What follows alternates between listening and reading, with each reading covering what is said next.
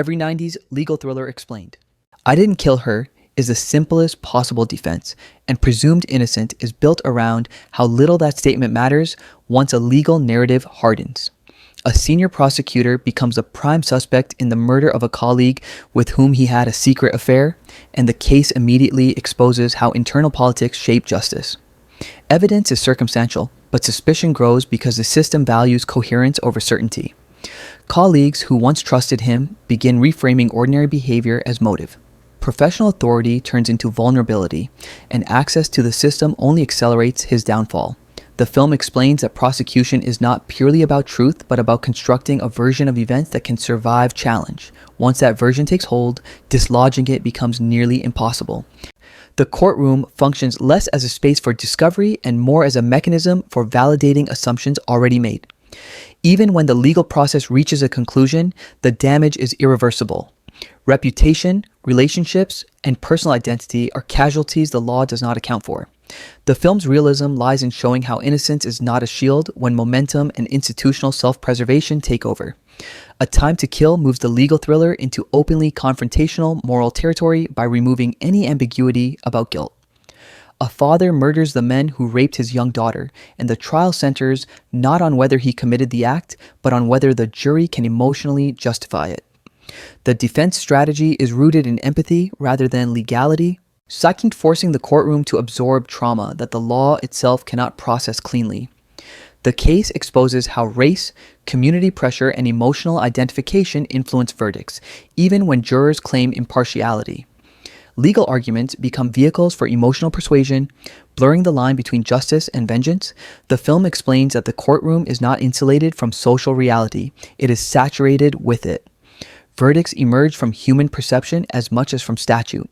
The discomfort comes from recognizing that the outcome feels morally satisfying to many while remaining legally unstable.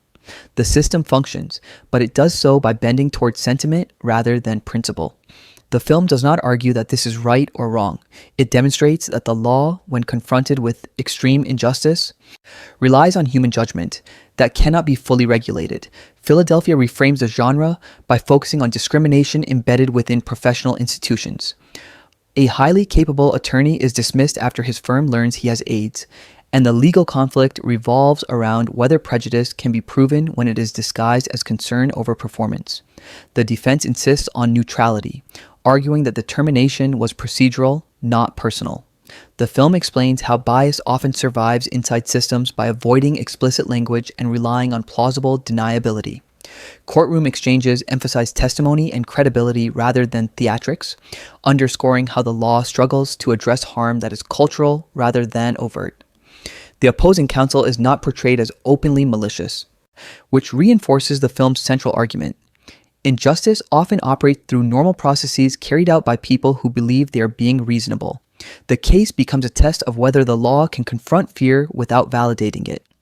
Victory in court carries symbolic weight, but it does not undo stigma, illness, or isolation. The legal system provides recognition, not restoration.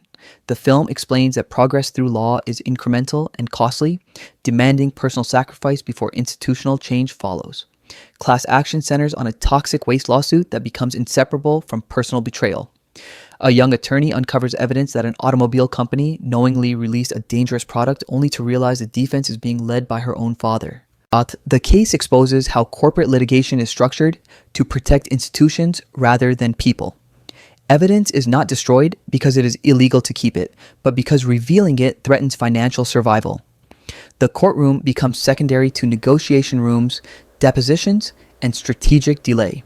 The film explains that corporate accountability is rarely about truth winning. It is about who can endure the longest.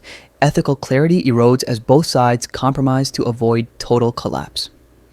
Personal relationships are treated as acceptable losses within professional warfare.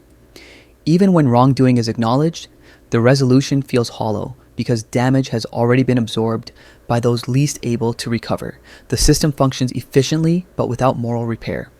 Primal Fear exposes how legal brilliance can destabilize justice when detached from ethics. A high-profile defense attorney takes on the case of an altar boy accused of murdering an archbishop, initially presenting the defendant as fragile and traumatized. The legal strategy relies on performance, narrative control, and psychological framing rather than factual certainty. The courtroom becomes a stage where credibility is manufactured and reinforced through repetition. The film explains how intelligence within the legal system can be weaponized, not to uncover truth, but to shape perception. Authority figures are discredited through doubt, while carefully constructed testimony becomes fact by acceptance. The attorney's success reveals the danger of valuing outcomes over integrity. The verdict satisfies legal standards while exposing a deeper moral failure. The film's power lies in showing how the system rewards persuasion, even when it leads to unsettling conclusions. Justice is achieved procedurally, but undermined ethically. The client shifts focus to vulnerability by placing a child at the center of a legal storm. An 11-year-old boy becomes a key witness after learning the location of a murdered senator's body, and immediately finds himself trapped between federal prosecutors and criminal threats. The film explains how the legal system can treat individuals as assets rather than people when information becomes valuable. Law enforcement pressure is framed as protection, but functions as coercion. Custody, witness status, and immunity become bargaining tools rather than safeguards. The boy's fear is secondary to institutional urgency. A defense attorney emerges as his only real advocate, not because the system supports such protection, but because individual resistance interrupts exploitation. The courtroom remains distant, representing a looming danger rather than resolution. The film reinforces the idea that legality often follows leverage, and that protection within the system depends more on personal intervention than structural design. A civil action strips the legal thriller of sentiment and replaces it with attrition. Families suffering from contaminated water seek accountability from powerful corporations, and the case initially appears morally undeniable. As litigation progresses, the focus shifts to the attorney pursuing the case, whose financial resources and emotional stamina begin to collapse. The film explains how civil justice operates as a war of endurance rather than truth. Corporations do not need to disprove harm. They only need to delay until opposition can no longer continue. Depositions, expert testimony, and procedural complexity replace courtroom drama, emphasizing how justice can be buried under cost. Idealism becomes a liability when unsupported by capital. Even partial victories come at devastating personal expense. The system allows accountability only when it is affordable, revealing a structural imbalance that favors those who can survive prolonged conflict. Sleepers focuses on a legal system that failed at the moment it was supposed to protect. 4 boys are abused in a juvenile detention facility, and the crimes are ignored by authorities who prioritize institutional stability over accountability. And years later, when 2 of the men kill their former abuser, the legal case is shaped by delayed truth rather than fresh evidence. The courtroom does not function as a place to correct the original injustice, but as a space to control how much of it becomes official record. Testimony is used strategically, not to restore the past, but to manage the present consequences of institutional neglect. The case exposes how the law struggles with crimes it allowed to happen, offering acknowledgement instead of repair. Justice arrives indirectly and incompletely, shaped by compromise rather than correction. The Rainmaker examines how civil law protects corporate systems at the expense of individuals.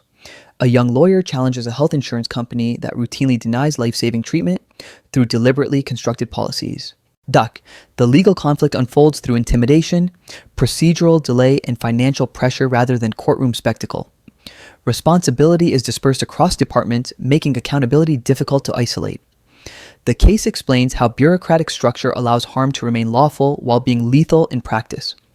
Success depends on persistence and exposure, not idealism. Even when the legal battle is won, the damage already done cannot be reversed, reinforcing how justice within such systems is narrow, delayed, and unable to restore what was lost.